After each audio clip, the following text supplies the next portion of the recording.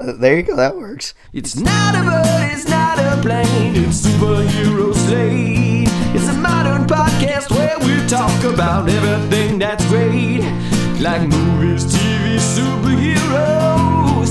It's Superhero Slate. Oh yeah. Hello everyone and welcome to Superhero Slate, the show where we run down the latest superhero entertainment news. We love TV, movies, and superheroes, so let's talk it all out. My name is Chris Dillard. And my name is Mike Royer. And welcome to the Superhero Slate review of Joker. Yes, and I must say, I'm not method acting or preparing for any sort of villainous role. I have been under the weather for the last couple of days, so if you're new to the podcast, I don't usually sound like a guy who mouth washes with asphalt, but that's just what you got today. So maybe put some context behind it. Pretend that you're coming to visit us in like a hospital room, and I'm just like laid up. Maybe Chris, after when he edits the podcast, will put like the telltale like beeping sign in the background of like a heart monitor of you're visiting your ill friend as you talk about the Joker. Theater of the mind here. We're in the Gotham City Hospital or whatever it is. Yes. So, and speaking of theaters, I'll just roll right into this on the Joker, spoiler free, of course. Yes. We'll get into spoilers, but we'll let you know. I had heard some stories over the last couple of days of, some shenanigans going down at some screenings. Nothing violent, luckily, from what I've heard. There was like a story of like one guy who was just basically being the rudest movie theater guest ever, where he was like spitting and like clapping when the Joker would do something like violent. So I don't know if that dude was what was wrong with that guy, but he was taken care of by management. It just goes to prove that people are the worst part about going to the movies. Yes, I agree. So, but I feel like also there was just kind of this energy in the air of people were kind of worried about the subject matter of the movie, and it's not totally baseless because there literally was a Batman movie where there was like a mass shooting tragedy. I mean, it was a few years ago, but obviously this is still in the zeitgeist. So I don't know about you, Chris, but I went this morning, 10 a.m. on a Sunday, not very peak time, and as we were walking into our theater room, there was a woman standing in front of the door, kind of dressed in not really movie gear, like movie theater employee gear. She was kind of more like dressed up, had like a belt with some stuff on it.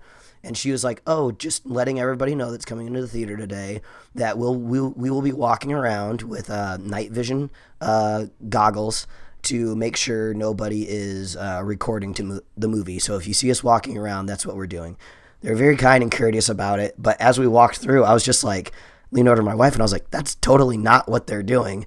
They're like here, like patrolling the theater," because like the Joker is not like this multi-billion-dollar James Cameron franchise. Like they're not worried about this movie leaking. I mean, it'll leak no matter what because it's all the leaks come out of like China. I feel like anyway, or like Thailand with those subtitles down there, or Korea. And so that's totally not what they're doing. So it was just this weird kind of theater experience of just like, should I get up and go to the bathroom right now? Or are they gonna like stare me down when I run like a crazy person so I don't miss the movie? So I don't know if that happened for you, but it was just really weird and bizarre. So my whole Joker experience, it's tied into my work this week. We had an event out of town, an hour and a half away. That I had to get up early and drive to and be there an hour earlier than I would normally for my regular job. So like I'm getting up 3 hours early. I'm driving back and forth every day. I don't get to go see this on Thursday, so I had to wait till this event was done on Saturday night, last night, and I went at 10 p.m. As well. But my theater was dead empty. The whole kind of venue was dead empty. There was a security guy watching the TV up front, but like there's nothing's going on at all. It was very, very weird. The theater was maybe a quarter full, but I mean, I had the unfortunate kind of experience of sitting in front of this two yuppie sounding people, younger kids.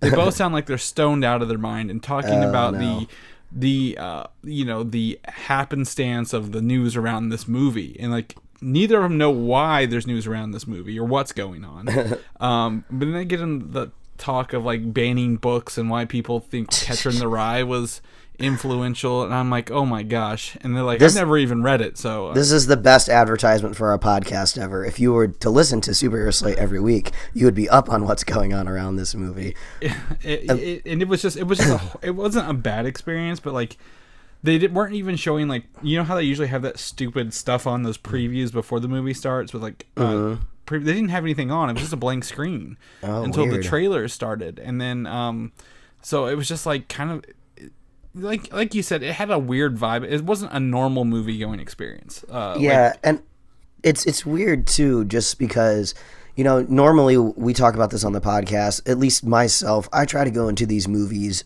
as blank slate as possible. I don't like to hear, you know, the whisperings. I don't want to know if it's good or bad or what the reception is. I want to go and inform my own opinion, but it's really hard to do with this film because it came out the Venice Film Festival. It won that award, so that got the talk going. And then the reception was good, so I felt like the critic embargo was up a little early, like I want to say it was either early last week or the week before, so you could find out what people were thinking about this movie way ahead of time. And one thing that I didn't know that my wife told me, so she's out here in Hollywood, she's trying to work her way up in the business, so she's part of this Facebook group that's like private, you have to be invited to it, called The Awesome Assistants. And she was telling me, she was like, oh, well, our Facebook group is actually called the Awesome Assistants Redux Group, because originally it was called The Awesome Assistants, but somebody leaked a copy of the Joker script last year to that Facebook group, and the production company got wind of it and got that Facebook group shut down.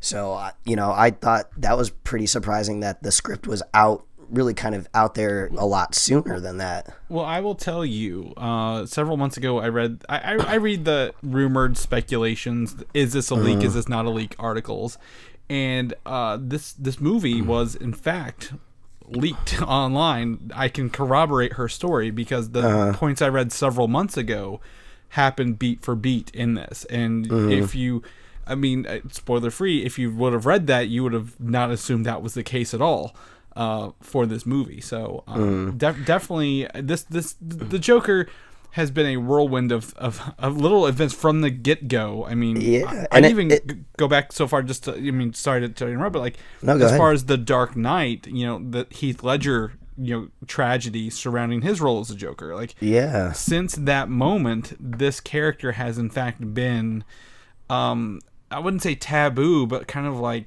weirdly, you know, held about as it's been passed along, even to the other end with the Jared Leto version, which is, you know, everyone's least favorite as far as I know. So it's just weird. There's just so many different versions of the Joker.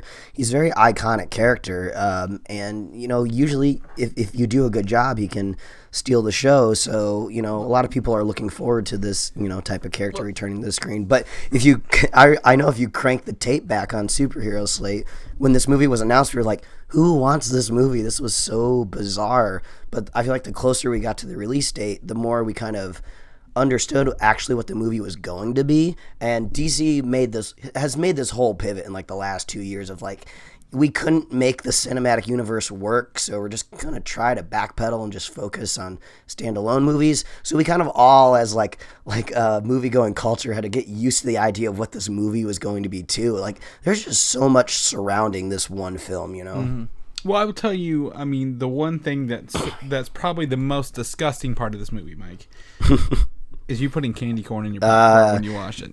I knew you had to bring it up. Yeah, it's October. You can finally eat candy corn now.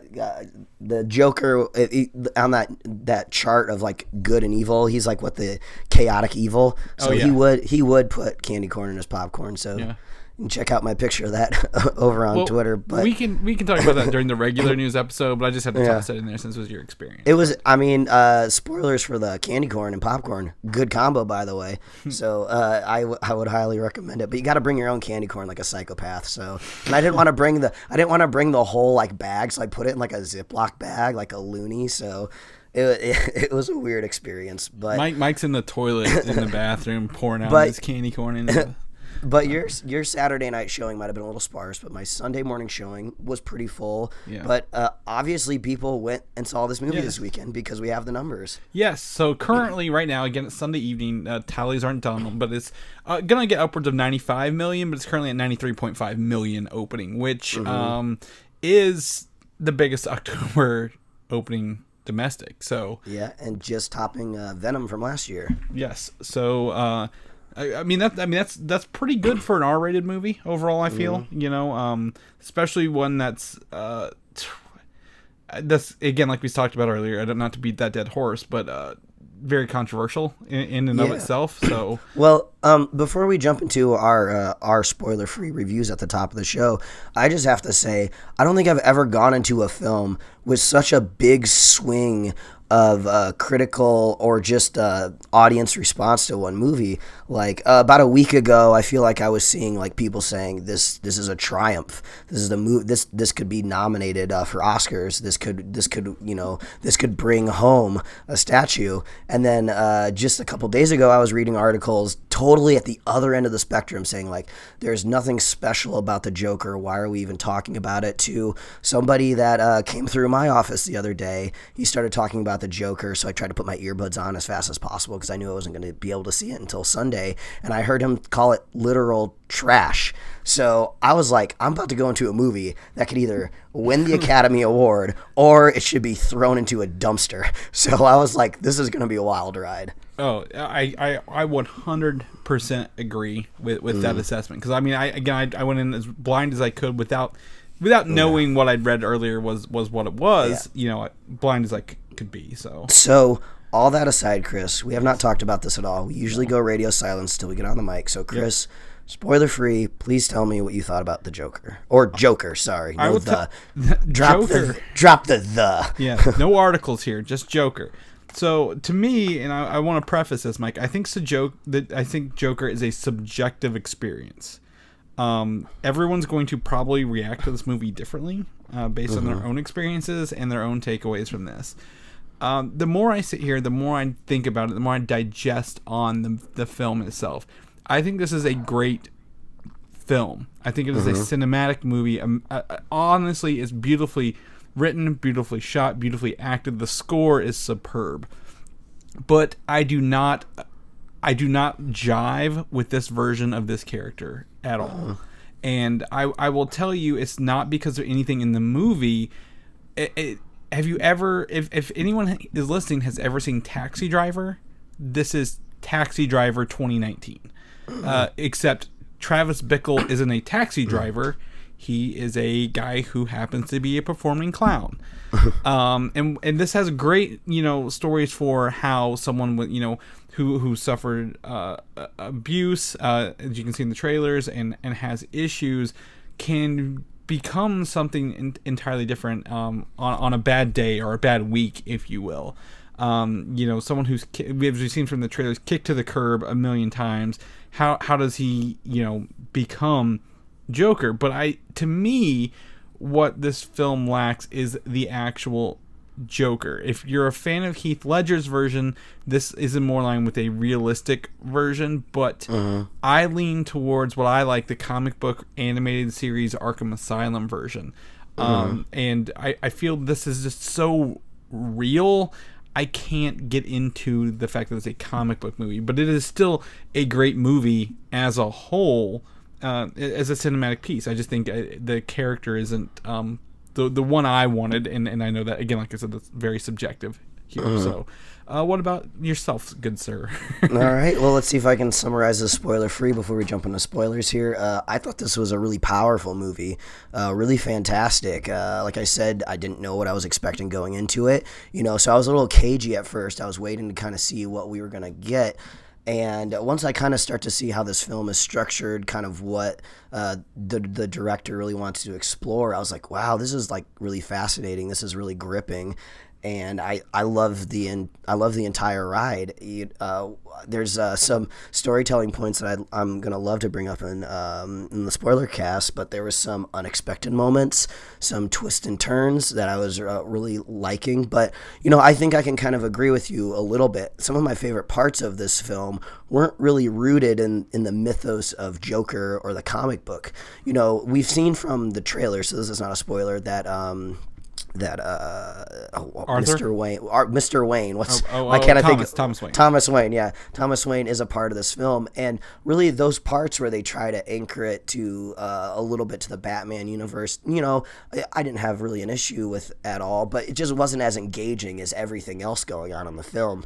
So kind of when I left the theater, I was just like, I wonder if people would be up in arms if they just took all of the Batman references out and just, I don't know, maybe just did his clown makeup a little differently, and it was just a standalone movie that wasn't a comic book. I feel like people would kind of look at it a little bit more objectively than like, oh, this is something that a bunch of like neckbeards are going to go to and use as a rallying cry. But I thought it was really fascinating. It's kind of like this exploration of like somebody with a mental illness and how they're grappling with it. And I believe like Joker famously has said before, just one bad day, what can you turn into?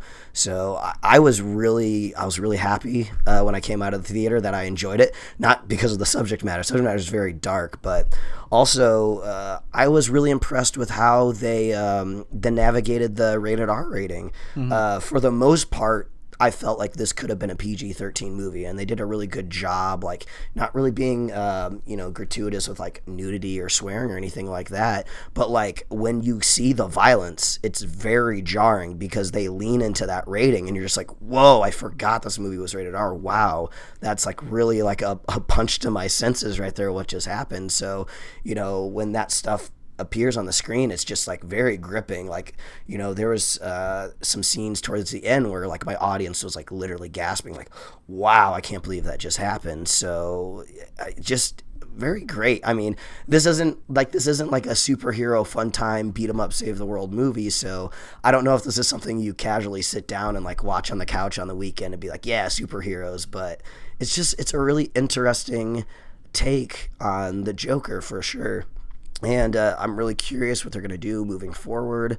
I know Joaquin Phoenix has said if Todd Phillips wants to do another one, he'd be interested in it. I think I kind of like the idea of maybe it just kind of staying where it is.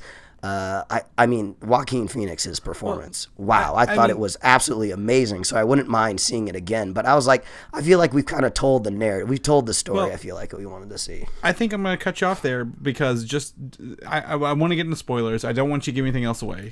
Sure. For that. So we're going to go into spoilers so we can talk freely here. So stop now or forever hold your peace. But yeah, I think this is one of you mentioned how this movie is kind of structured and the violence and everything. Like it's not like you mentioned it's R-rated, but it's like a car. You're sitting zero or like you're going down the interstate, and then if you want like it goes Ferrari mode and just bumps up to 90 like instantly, right? Like you're like, okay, film. Okay, there's the hard parts, back down, and it doesn't shy away from a lot of those. Why? And the reason I stop you here because I don't know if people would want to know that he does in fact live through the end of this film. Just because there are points in the movie like, is he going to make it or not out of this movie, into another one, and he ultimately somehow does. But I think I actually am going to go the other way and say I don't want to see another version of this or another version as well. I think this is a very succinct movie because I don't know if what I'm trying to think here is how, again, the Joker that we've seen so far is a smart person who's very tactical, and he always has like laughing gas and these other things set up. Can this Joker become a criminal mastermind with his current state of mind? Is my question. How do you take this jump to another Batman villain other than just he likes chaos and anarchy? Or he created it. He didn't like it. He just created it. And also, it might be a jump to say, but like, kind of what is the point without Batman. I believe it's also been stated out there that this version of the Joker will not meet Batman, which chronologically makes sense. We do get to see Bruce Wayne as a child in this movie, and if you age things up appropriately, the Joker would be like an elderly man. So we'd either have to do like the son of Joker, he takes up the mantle, or you'd have to get a little bit more mystic with it, like maybe symbol? maybe the Lazarus pit comes into play, and it makes Joaquin Phoenix last longer, because Joaquin Phoenix is the best part about this movie, like bar none. Like he is it's a amazing performance. How would he fare against a Batman though? Again, this movie tackles some very, very awesome, subject matter that's not touched on in movies. Like, he goes to a psychiatrist, and then the psychiatrist funding is shut down, and then, to me, he actually loses that in the uncontrollable laugh throughout the movie. I don't know if you notice this. As he goes, he loses that laugh that kind of plagues him throughout the movie, which is very creepy, and you feel for him because he's like crying, but it's a laugh, and the acting in that is just, I'm sitting there thinking, I'm like, how is he doing this? Like, how does someone able to do that and make it seem so real?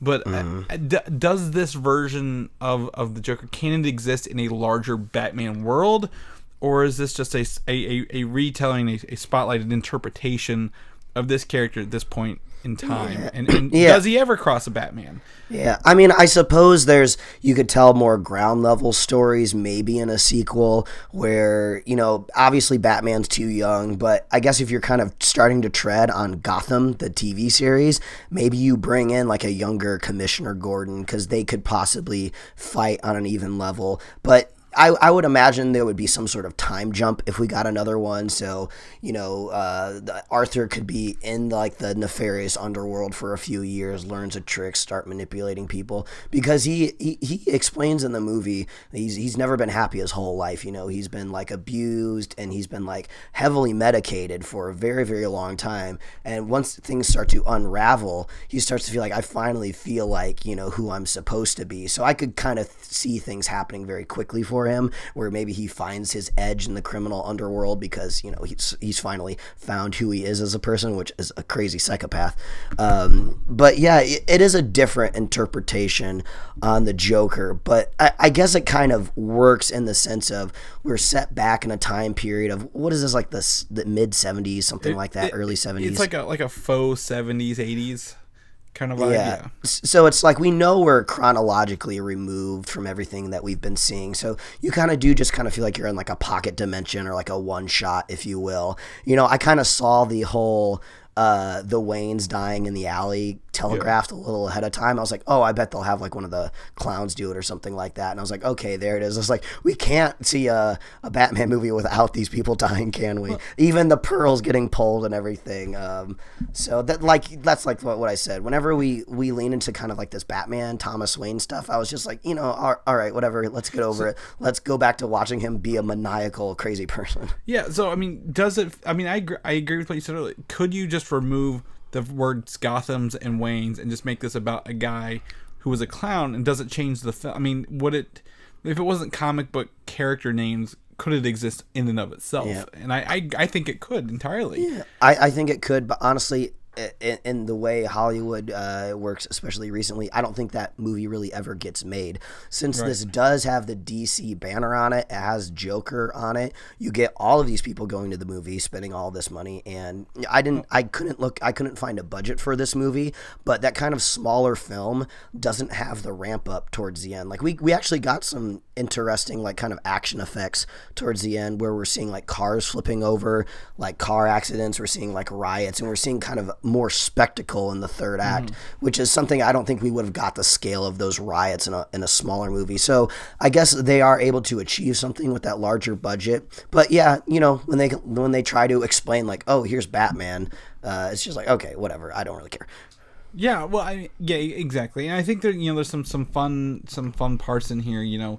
I think I think I'm the most disappointed after he finds out that he was truly adopted and abused. I think that's where the movie kind of starts to waver just a hair, because I enjoyed the fact that he had in fact imagined his relationship with his neighbor the entire time.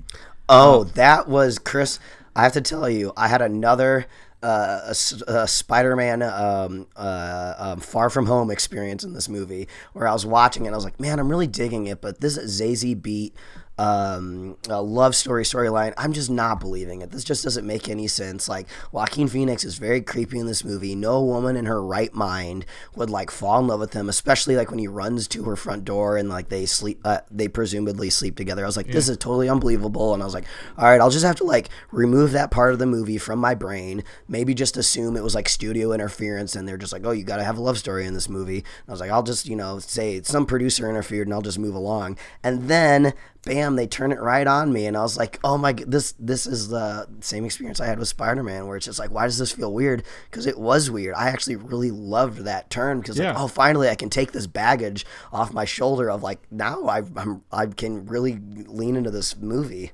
Yeah, so I guess my problem, my only concern is what was her role at the end of the day.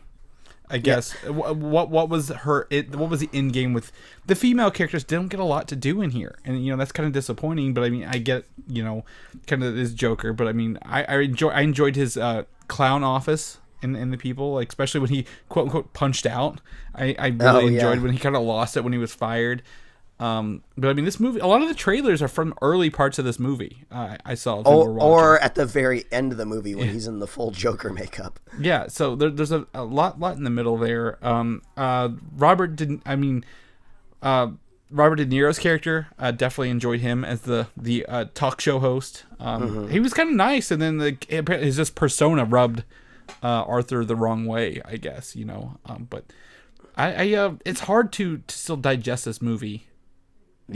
Today, like, I don't know if we'll ever be able to fully comprehend what's going on here for a while. Especially with that ending on the talk show, leading up to the film, like you said, we don't know what exactly the Joker's going to do. Is he going to kill himself? Which is not far out of bounds. Like, I don't. If you're listening, you might not know this, but there was actually, I think he was like a city councilman or a politician of some city level who did kill himself live on TV. It was his name was Dwyer, and the song "Hey Man, Nice Shot" was written about that murder. Oh, okay. Or that suicide. But he telegraphs that in this movie. Yeah, exactly. So it's just like, this is actually a believable scenario.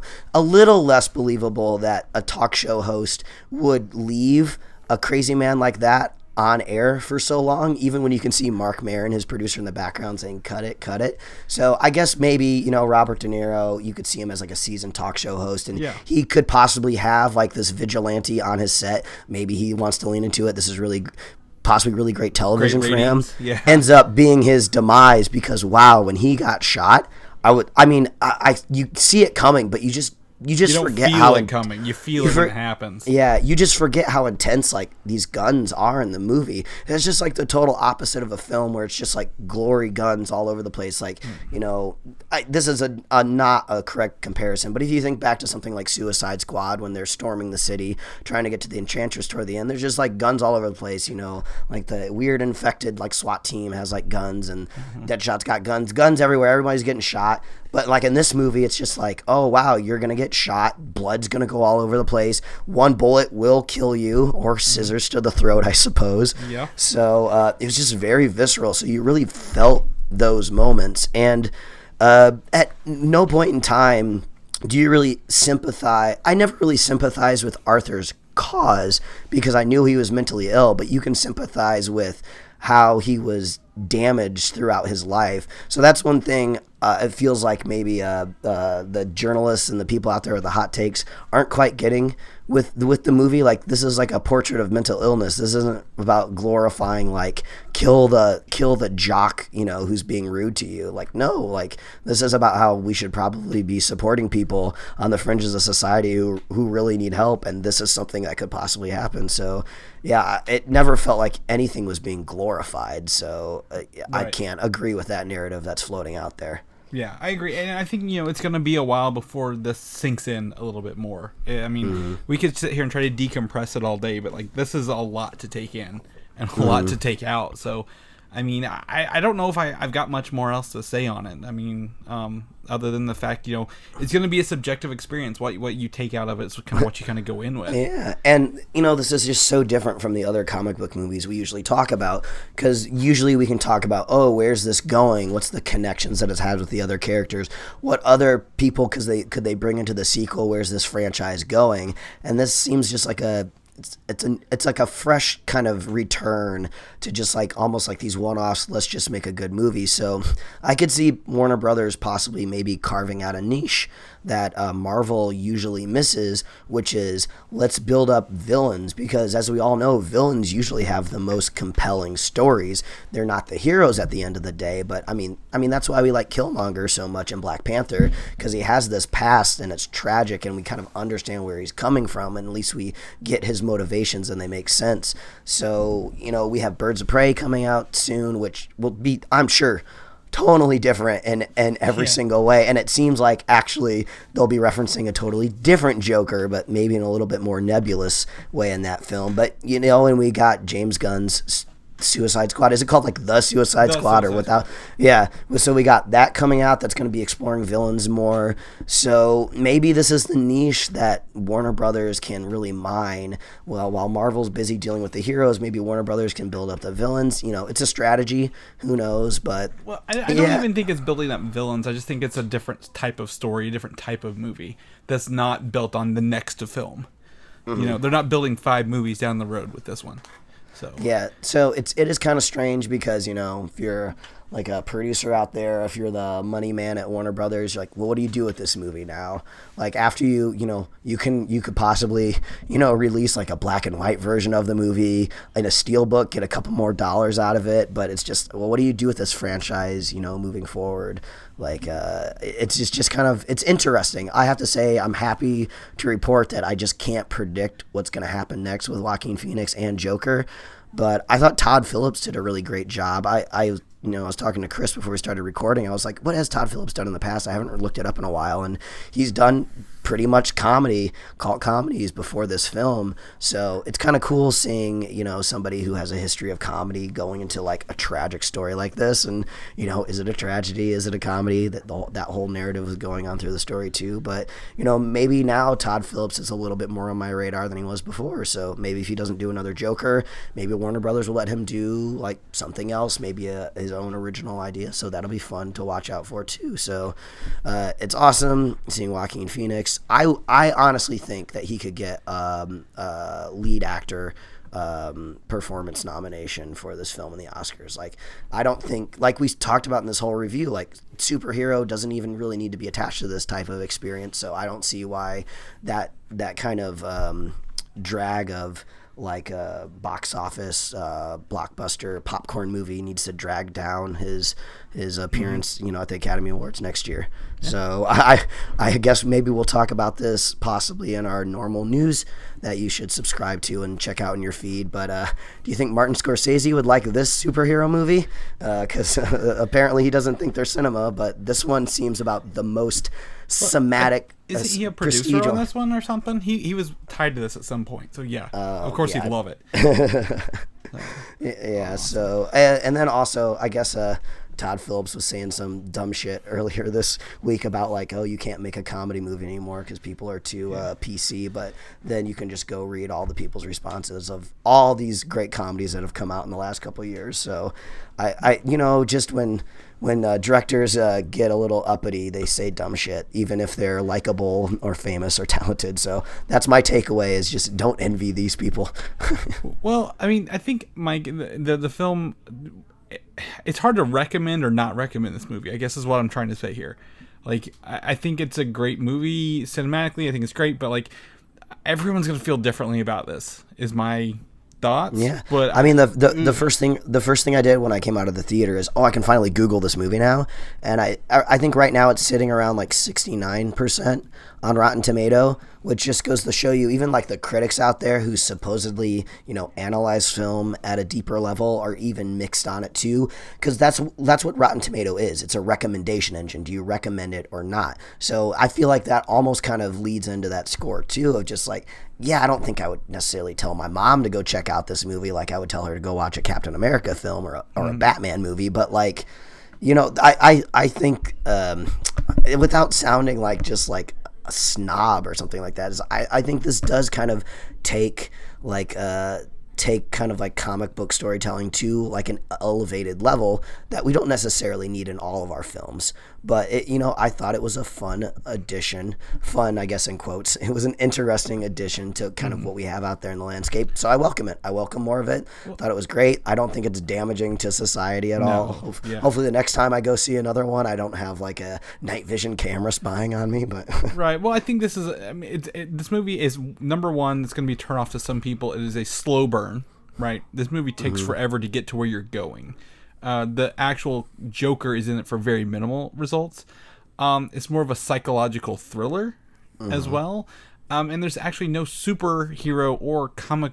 Well, there could be comic books, but no superhero version in this. There's no superheroes at all. I do have to say, towards the end of the film, when shit was like getting really rough, I was like, I think it would actually be really cool if like somebody like a Batman like swung in right now and started throwing punches, because it got really cinematic towards the end, and I was like, oh, there's really no heroes right now. So I could see this type of event in their world sparking like true vigilantes that try to like save the city. So they definitely have a building block here, but it doesn't seem like it's a building block that's worth exploring, just because you're not going to get like a real true Batman out of this specific movie franchise, and that's honestly probably what everybody would want in the future. So yeah, I don't know where they're going to go in the future, but it's definitely interesting. Yeah, and it's gonna be a ride. So we'll see. We'll have to follow how this does over the next couple weeks or month or so. Oh yeah, for sure. And go from there.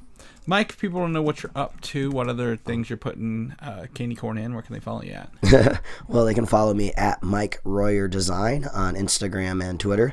You can read my webcomics at pickledcomics.com. Chris, if people want to catch up with you, see if they survive that storm that's going on outside your house right now, where can they find you? You can find me on Instagram, Valdan87, or Twitter, Valdan, Valdan. Head over to Comic UI and make sure you send us your thoughts on the Joker as well. We'd love to hear it. If people want to listen to our regularly scheduled news episodes that happen every week, where can they find those at? Oh, it's so easy. All you got to do is visit superheroslate.com. That's the best place you can find all the avenues we host the show. And when we talk about news every week, we have awesome show notes there. So I was previewing the show notes that we're about to record, and I see a lot of blue links. So you'll want to hit up show notes so you can check that out. So you can find us on Apple Podcasts, YouTube, Spotify, and anywhere else you like to listen to your podcasts. Like us on Facebook, follow us on Twitter and Instagram. And I promise when you come back next week, I will not sound like this. I'll do everything that I can to return my voice to its normal, possibly nasally glory. I don't know. I've never judged my voice on any sort of critical level, but you can get merch at superheroslate.com/store. As Chris said, we love hearing from you. Let us know what you thought about the movie. Would you recommend it? Would you tell your granny to go see this movie? And that might be the litmus test for the Joker. Who knows? But if you want to be a super fan of the show, all you got to do is share the show with a friend. Share the show with a buddy, and we will be here every week. So stay tuned and subscribe. All right, we'll see you next time. Bye. Thanks for listening, and don't forget to subscribe. Da-na-na-na-na-na. Chris had to walk away. I wonder what's going on. Do you like my gravelly voice? 'Cause it ain't going anywhere. You're stuck with it, my gravelly voice. My gravelly voice.